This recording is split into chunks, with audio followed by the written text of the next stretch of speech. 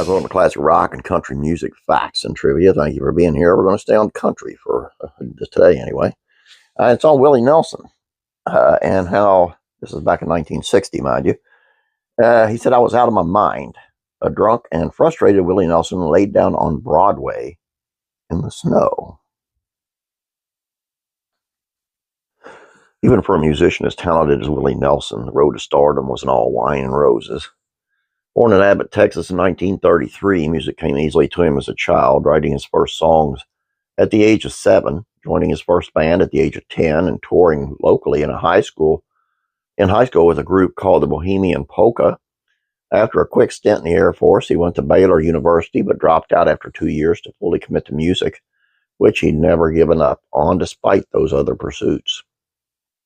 While his music career started in Texas and led him to Washington, Colorado, Missouri, then back to Texas, it wasn't until he moved to Music City that he began to gain any kind of traction. In 1960, a 27-year-old Willie Nelson arrived in Nashville and began playing the bar scene hard, hoping a record executive would hear his work and sign him to a deal. But again, he wasn't having much luck. Sure, he had a catalog of songs he thought were great, and made some famous friends that would give him an in with the industry, but times were tough as he tried to provide for his wife at the time and their young kids who are living in a trailer park. All this was proving to be too much for him to handle, and one night it nearly all came to a head. In the 1988 autobiography, It's a Long Story, My Life, Willie describes one moment during a Nashville snowstorm where he seriously considered leaving music behind.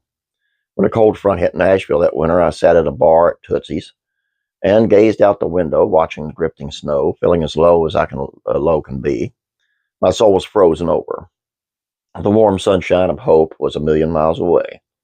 I didn't know how long I could go on in Nashville. I still hadn't found a way to get my songs in the store, even though I had found good pals like Roger Miller and Hank Cochran, DJs Grant Turner and Ralph Emery. I felt like I was sliding down a slippery slope. You can bet I'd been downing big quantities of whiskey, wine, and beer.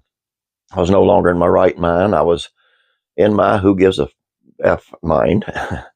I was out of my mind. I got up in the bar and walked out into the cold.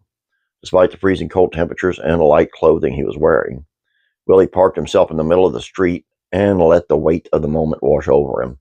I didn't have a heavy coat, just a denim jacket, but the freezing temperature didn't bother me. The chilling wind didn't bother me. The snowfall didn't bother me. Nothing bothered me. The city was still.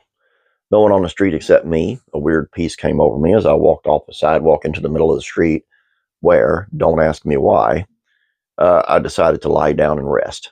Right then and there, I lay on my back, eyes wide open, watching the snowflakes fall on my head. I considered the possibility that a car might well roll over me.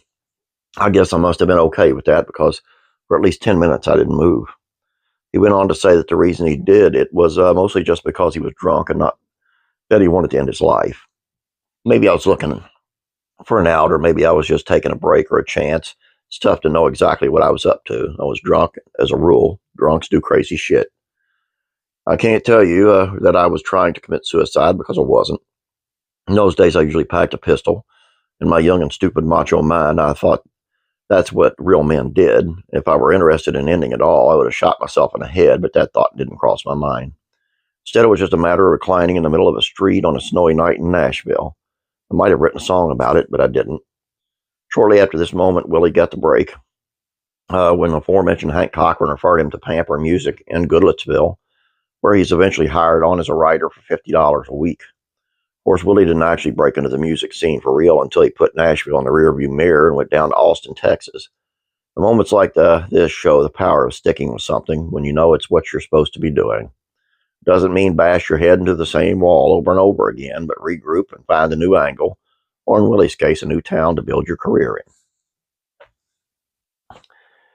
And I'll tell you up front, I'm not a big fan. I love Willie Nelson. Wrote some great music, really wrote some. I'm not a big fan of his singing. I just never thought he could sing his way out of a wet paper bag, but that's just my opinion.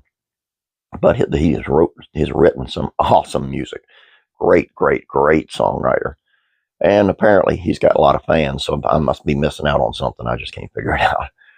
But, it's just, it's like Charlie Daniels said in his book, when he went to make it in music, he said, you can't take a job. Don't take a job. You go for what you're going after. Don't even work. And it worked for him.